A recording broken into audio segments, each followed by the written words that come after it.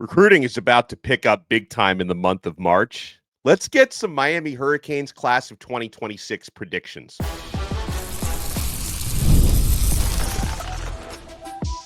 You are Locked On Canes, your daily podcast on the Miami Hurricanes, part of the Locked On Podcast Network, your team every day.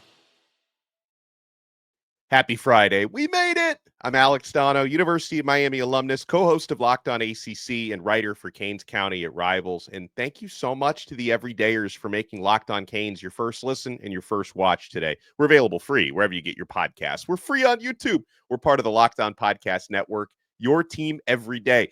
On this loaded episode, we'll break down what Miami's new assistant coaches had to say, because Will Harris, who, he's still with Miami, Zach Etheridge, Damian Lewis all spoke to the media yesterday. I loved what I heard, and I cannot wait to see the three of them in action next week in spring practices.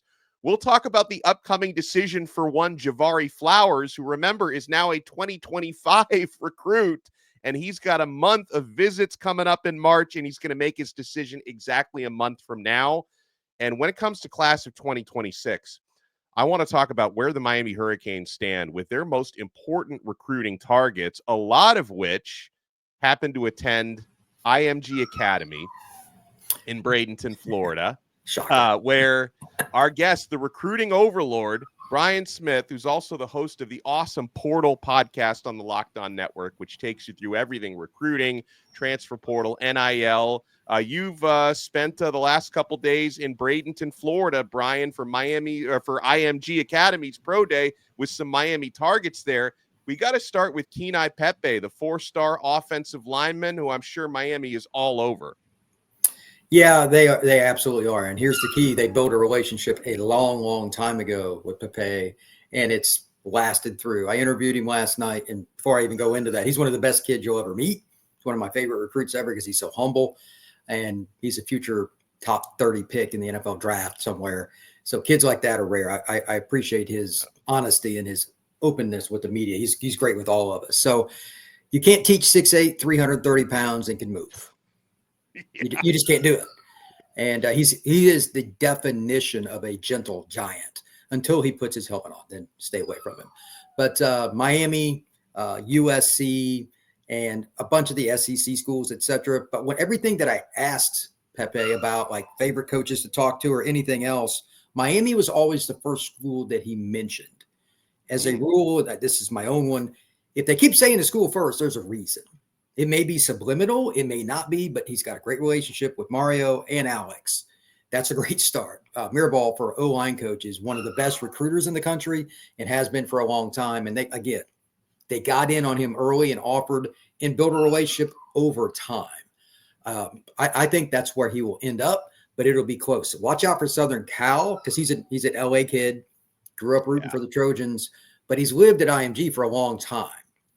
So it's not as big a deal to be a California guy anymore. And unfortunately, SC they lost the lottery there because the kid's been in Florida for so long. Miami probably wouldn't have near as good a chance if he wasn't at IMG, but he is. And anyway, to make a long story short, this will not be easy. I expect it to be one of the two, but I like Miami for Pepe. And he did just yesterday lock in a Miami official visit. He's going to be coming the weekend of May 30th, which seems to be when most of the top talent, that's the weekend that a lot of these guys chose for their OV. So that's going to be nice. So Miami's very much in the mix there, like you said. As far as which position on the offensive line, left tackle, right tackle, where does he project out best to you at the next level? I think either one of the tackle spots. Long-term left, they might start him at right. It just depends on who else you have on your roster. He's played both. I don't think it matters that much. He's got a good kick step. He's got insane length. He's probably a 7-footer with his wingspan. So yeah. He's I want to say he's 82 inches or 83, he told me, and 84 would be a 7-footer. So he's like 6'10", 6'11", in terms of his wingspan. That's hard to get around, man. So even if it's right tackle, you're still not going to get around him. It doesn't matter.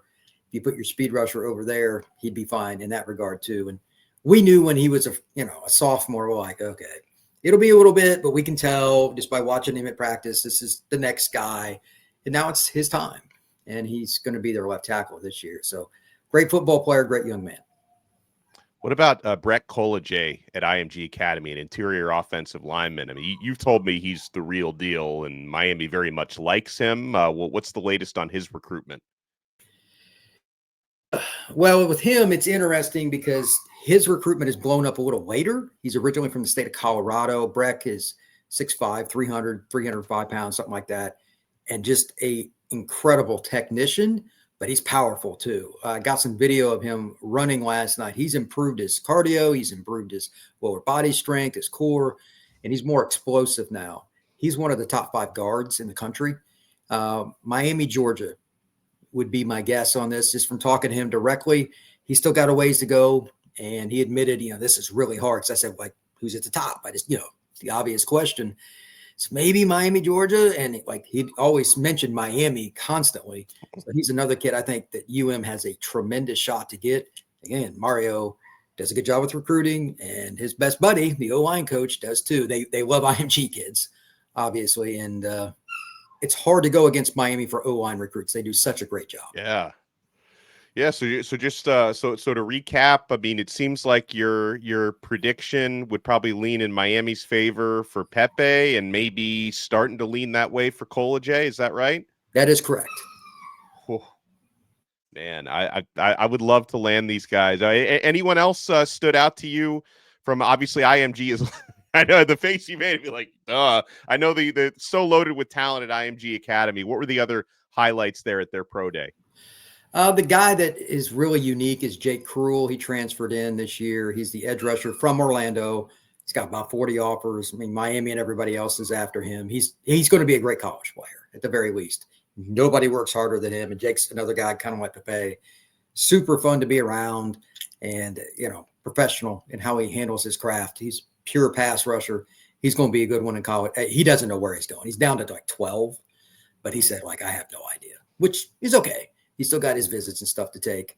Quarterback, they got a young quarterback that I'm not going to get into, but he has a chance to be the first pick in the draft. That's all I'm going to say. I'm not going to say his name, but he's like 6'5", 205 pounds, and he's 15 years old and throws lasers. It'll be an Arch Manning kind of recruitment in a sense, but that's yeah. Everybody. Well, he's a California kid, but when he was in 8th grade, we knew. He came down to that. So Eric McFarland, he's a kid that's only going to be a sophomore, but he'll probably end up reclassifying. He's one of the fastest players in the country. He's a receiver. And when he runs to 40, everything stops. He's a kid that can run sub 4.4. And there's just not a lot of those kids, and he's not old enough to drive a car. So that's really rare. Miami and everybody else, well, he'll be a 50 offer kid before the end of this season. That's a kid. Both the running backs are underclassmen that are great.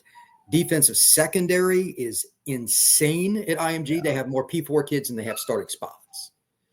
So it's your pick across the board there. There's so many. The kid that people need to warn, he just came into IMG, Larry Moon, the 30s from the Pittsburgh area. He's a corner. His recruitment is going to go bonkers. Penn State, Ohio State, Notre Dame, all the Midwest schools are. But now that he's down there, you'll hear his name very soon. He can float, and he's got some physicality in his upper body already, and he's got 2 years of high school left. There's so many good players at IMG. It's just gross. It's gross.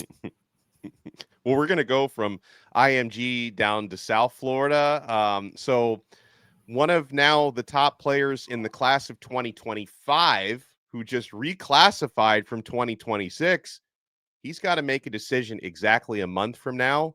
Where does Miami stand with Javari Flowers? You want to keep it locked right here, my friends. We're only getting started with the recruiting overlord on this brand new episode of Locked On Canes. Life moves fast, especially when you have a family. One day you're watching your kids take their first steps, and before you know it, they're off to college. That's why securing their future is so important. Fabric by Gerber Life makes it simple to get term life insurance that fits your family's needs. With Fabric, you can apply for term life insurance online right from your couch. You could be covered in under 10 minutes, and in many cases, no health exam is required. As a parent, I want to make sure my family is financially protected no matter what happens. Fabric gives me that peace of mind. You can get $1 million in coverage for less than $1 a day. So protecting your loved ones doesn't have to break the bank. Fabric also offers free digital wills and access to investment accounts to help you plan for your child's future. Join the thousands of parents who trust Fabric to help protect their families. Apply today in just minutes at meetfabric.com/lockedoncollege. That's meetfabric.com/lockedoncollege. Policies provided by Western Southern Life Assurance Company, not available in certain states. Prices subject to underwriting and health questions.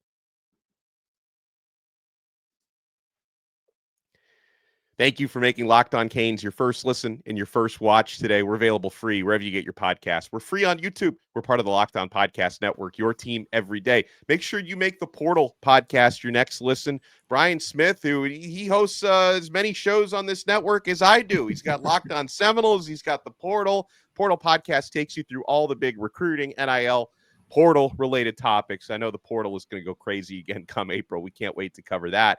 One of the more interesting recruits to cover, Brian, we've covered him now in 2 cycles because he was a class of 2026 cornerback for a good bit, recently reclassified to 2025, and that's Javari Flowers out of Miami Northwestern. And, Brian, he's going to be making his decision, and that's to enroll this upcoming season. He's going to make his decision March 31st. The finalists there he's going to be making all these visits in March, by the way. So March is going to be crazy for him.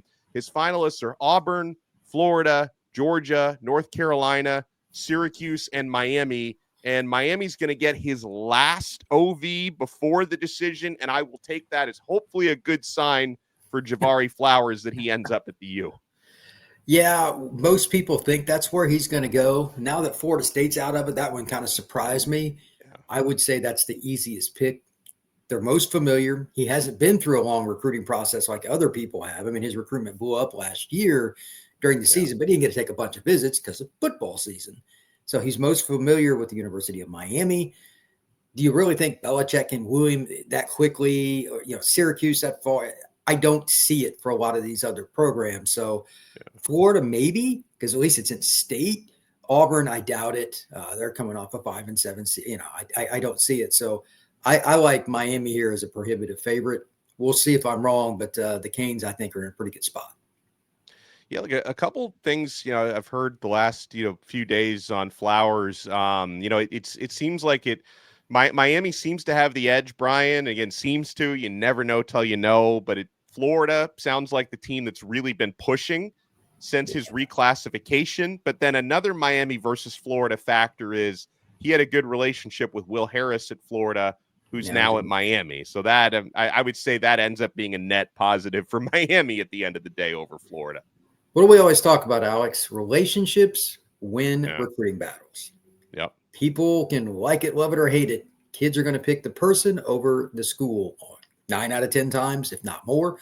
And if Harris is somebody he did have a good relationship with, and he's got a good rep as a DB coach anyway, if he is truly in with Flowers, that's going to help Miami. So I'll take that group overall. Again, having Mario as your head coach as a recruiter helps. He's one of the best, if not the best head coach as a recruiter in the country. Miami's in a pretty good spot. And you mentioned Syracuse like being in the mix for him. I guess Syracuse, Fran Brown must love Miami Northwestern because he's also heavily recruiting Calvin Russell, the 4-star receiver. And it's like, and I feel like Russell, his recruitment is a little bit different because he's put a lot of stuff on the back burner during his basketball season. And now he's starting to pick up on recruiting. So maybe more schools can get into the mix. But it sounds like right now it's Miami versus Syracuse for Calvin Russell. So, I mean, Fran Brown is working overtime on that one. And I'm going to say, I'm glad Kevin Beard didn't go to Syracuse, as some people, rumored he would, because if Miami lost our wide receiver coach to Syracuse, that might have put that one over the edge. But thankfully, KB stays here. Yeah, it's weird how that works, man. Like, it's about the relationships again. Fran is a really good recruiter. He's a nice guy. I've met him on the recruiting trail. I don't know exactly what his staff's got going on, but they put in a lot of effort in Georgia, Florida. It's incredible. If they could even come close to getting Calvin, I'd be shocked. But right now, that's, Florida State and all these other schools are never going to give up. But Calvin is a rare talent because of his height. He's 6'4"-ish, give or take, and he's a powerful kid that's still just filling out. Yeah, Syracuse, I'm sure, is going to offer him the world because it's going to come in and play. And they do throw it around, obviously. So there's something for that. But it's in upstate New York. It just shocks me that they have a shot at a kid that's a top 100 recruit from Miami Northwestern. Yeah. But stranger things have happened, I suppose. But I'll still take Miami in that battle. But I think it would be more likely he ends up at Georgia long term or somebody like that, maybe. But relationships, if you've got the right coaches there that have gotten into his ear, maybe he thinks he can be the superstar at Syracuse. That's another way to look at it, too. Well, and how do you evaluate Calvin Russell? I mean, right now he's considered to be the number 2 recruit in the entire state of Florida, behind Dia Bell, the quarterback from American Heritage. So, where do you rank Calvin Russell, and what are the strengths and the tape say about him? I think it's his basketball bounciness. Like, he can go up and take the ball away from people. A poor throw can become a 30-yard gain. And for his height, he'll make 2 or 3 guys miss, and then he'll outrun somebody that weighs 20 pounds less than him. I mean, he does all the things you're not supposed to be able to do at 6'4". So now that he's finally training to be a receiver, for those that don't know, he'd played obviously a lot of basketball, but on the field, he'd played quarterback earlier in his career, so he wasn't getting reps going through it. So now that he's finally just training at it, his upside is as high or higher than anybody else in the state of Florida for this class, which is obviously saying a lot in any class. But you can't teach all the intangibles that he has. Now he's going to be that guy that is a scientist project. Can we get the technique right and all that once he gets to like all those things? And of course, at Miami Northwestern, he's getting better coaching than he would at the vast majority of high schools anyway. So yeah, like his upside, man, is just through the roof. He's a fascinating recruit and one of the more unique guys we've had in a long time, because not many kids transition this late and have this much upside at wide receiver. Oh, it's well said. Another South Florida kid, West Boca Raton running back Javian Mallory, 4-star. He told On3 Sports this week that Miami is the program that's standing out the most in his recruitment, and others that are in the mix for him. It's a who's who: Alabama, Florida, Notre Dame, Michigan, or others that are kind of up there, probably in that top 5. 6 foot tall, 200 pounds. What can you tell us about Mallory? He's a kid that's an all-around running back. He's been on the scene for a while. He will run through you. He will run around you. He would fit Miami's offense well, and anybody that likes to power. Georgia, Michigan, like those kind of schools were coming at you, try and stop us. Miami does that as well. Mallory would fit it, and he's a kid that's from South Florida. You kind of figured Miami would be involved. Now the question is, can they reel him in? I'm sure he's most familiar because it's so close to his house, but some of these kids leave and it's just random. So the visits are key. My advice here is to watch his unofficial visits during the month of March. For those who don't know, February is a dead period. Kids are not legally, at least, allowed to go to schools. I'm sure some of them do, but that's another story. In March, when they have these big junior days, where does he go? What does he say after? That'll kind of give you an indicative point of view from, okay, is it really Miami? Or is there anybody that's a challenger? We'll see what he does this next month. But right now, Miami, I've heard, is doing pretty well with it. I want to leave the state of Florida here and go to Missouri, which is where the top player in the entire class of 2026 resides. We're coming full circle because we started off this episode talking about a 6'8" offensive lineman from IMG Academy. Another 6'8" O-lineman is Jackson Cantwell, who top player in the class, and he's going to see a lot of Miami in the next few months, Brian. I know everybody wants this young man who, he's 17 years old. He looks like he's 30. Everybody wants this guy, but he's going to be in Miami in March. He's going to come unofficially for a spring practice, and he's got an official visit planned in May, the weekend of May 9th through the 11th. What's it going to take for Miami to land Jackson Cantwell? Well, I spoke with him at length and his dad at the Under Armour event back in late December, early January. First off, great family. His dad was an Olympian. He was a silver medalist in the shot put. Like, when you walk up and meet his dad, you're like, holy crap. No wonder Jackson's like this, because his dad looks like he's still competing. If it wasn't for the gray beard, you'd be like, okay, put a helmet on. Like I mean, just it's come on. It looks ridiculous. And his son's a lot bigger. And I was shocked at how well that Cantwell moves. It doesn't matter. Like, kind of like him and Pepe were on the same team. It was gross. And, it's not fair. And they were just dominant. But anyway, to make a long story short, he's a guy that is so athletic that you can play him in any of the 5 spots, and he's over 300 pounds. He's very open-minded. Nebraska, Missouri, Oregon, Miami, Michigan, Alabama, Georgia. There's a lot of schools involved, but he just visited Miami. Miami thought they did really well with him, from what I heard. So they're in the mix, and they need to get him back on campus. Again, watch the visits this month coming up. That'll be really key. I'm curious because, like, I've heard Missouri will do pretty much anything to keep him there. And his dad and his mom went to Missouri. That's where they met. Oh, I didn't know that. Okay. Yeah, he was an athlete at Missouri. Like, his dad grew up an hour from Mizzou. So, I mean, it's in their book. But now they're right on the southern border, close to Arkansas.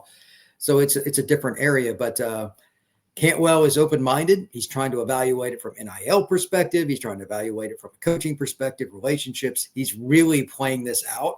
His is a fascinating recruitment. I wouldn't want to just pick one school, but I'd be worried about Missouri making an offer that's just dumb, just from a strategic standpoint in the state and all that.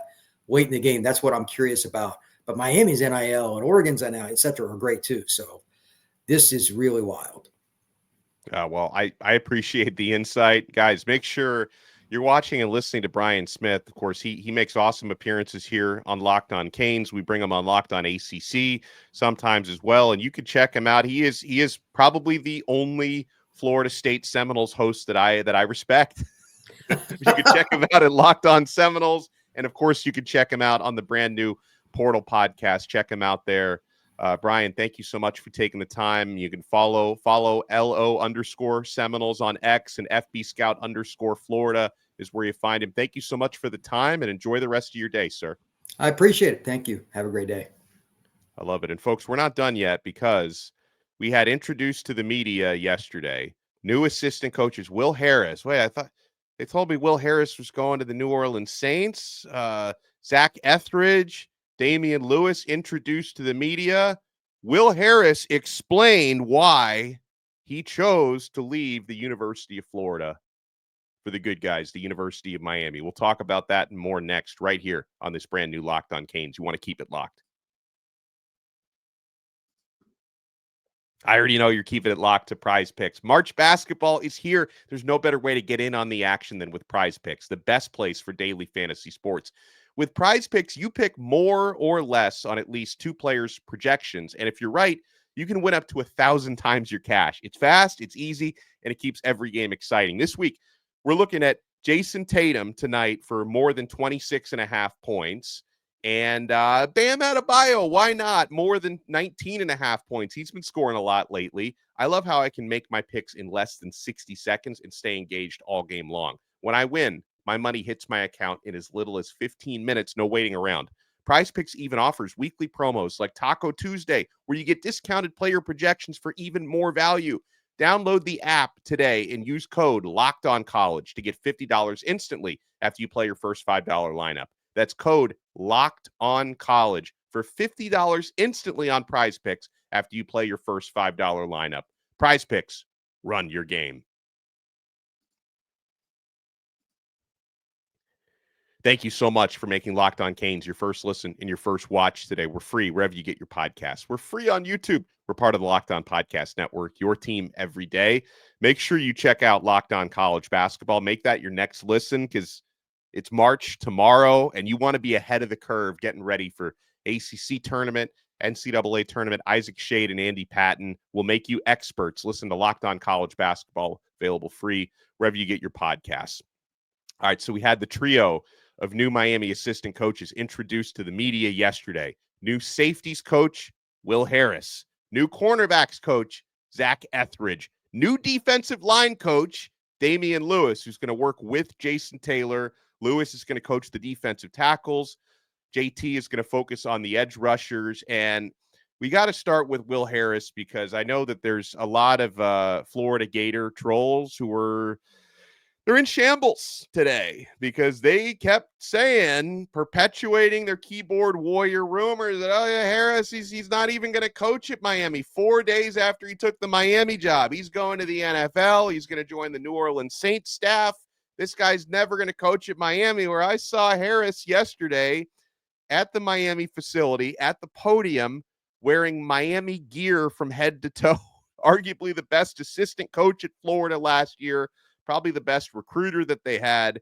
And now he's working for the good guys. And, Will Harris, he did acknowledge yesterday that an NFL opportunity seemingly came into the picture for him. And he said, quote, yeah, NFL things came about, but at the end of the day, I did what's best for my family, Harris said.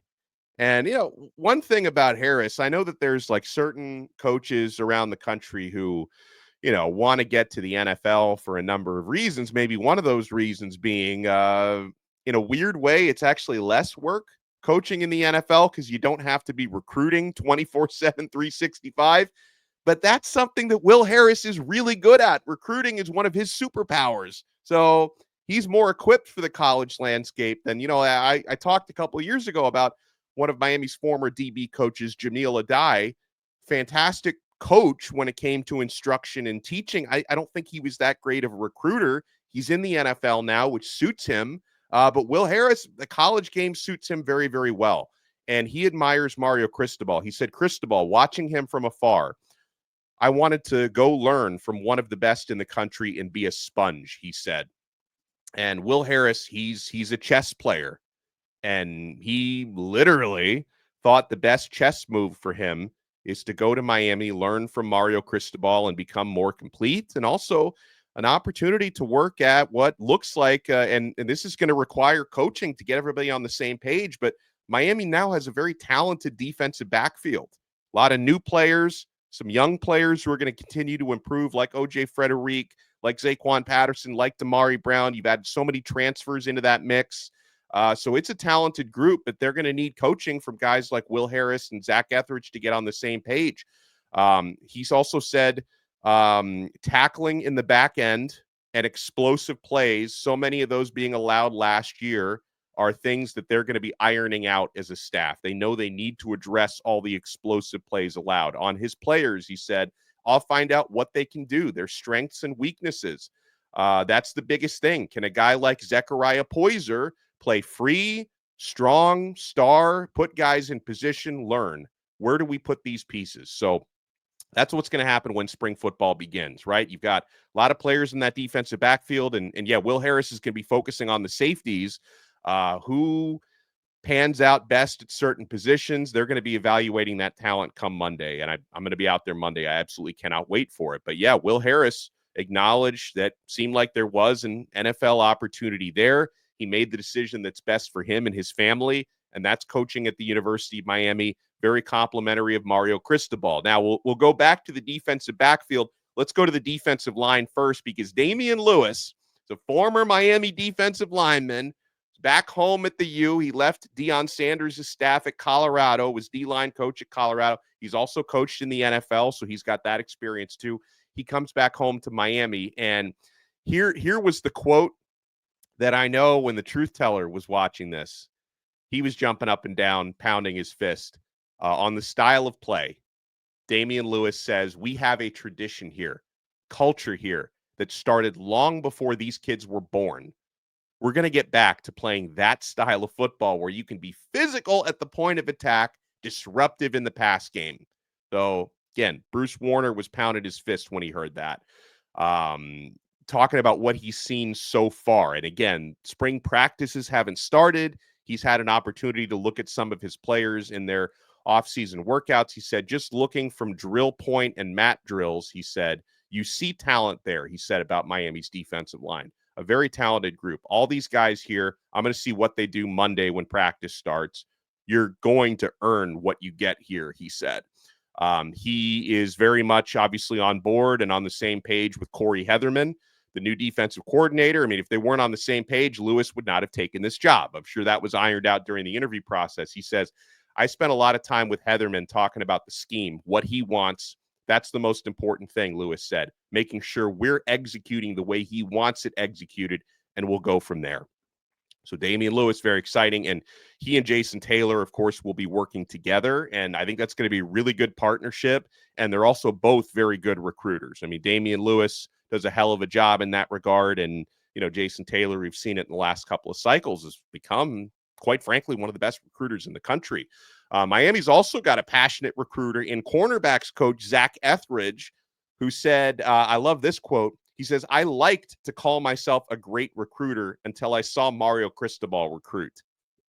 Watching him, his everyday approach in recruiting, he hits us every day about it," Etheridge said. "He's holding us accountable for sure on the guys we've been recruiting. Watching him has been eye-opening. You see why he's been successful." He said on working together with Will Harris, "The coaching world is very small but very big. We work with people from a similar tree," he says. "It's been very good. Coach Harris, every day we meet before we meet officially. So they do like a pre-meeting and then an official meeting to make sure we get on the same page. It's not a corners coach, safeties coach. We're secondary coaches," he said. That's interesting because I've been referring to Harris as the safeties coach, Etheridge is the cornerbacks coach, but they want to collaborate on all of that, he said. We have to make sure we're speaking the same language to players, he says. The kids have been awesome, Etheridge said. They want to be coached, taught. I'm just looking forward to watching the kids compete every day, having a chance to show what they can do. Monday's going to be a big one, folks, the start of big things. He says, once you put the pads on, you see what kids can do on a daily basis. We will find out who will be the best 5, he said, referring to starting corners, starting safeties, and the starting star position or nickel position, if you want to call it that. So, guys, I'm going to be at the first spring practice on Monday.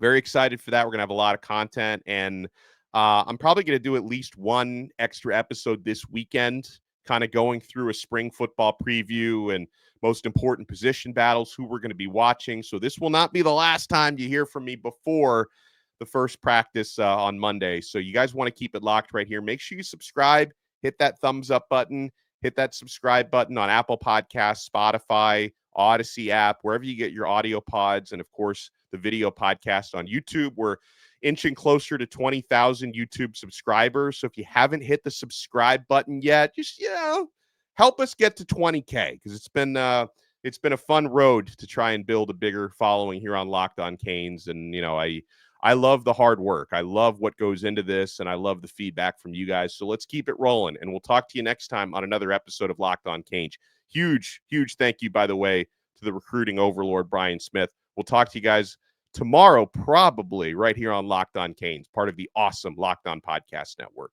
Your team every day.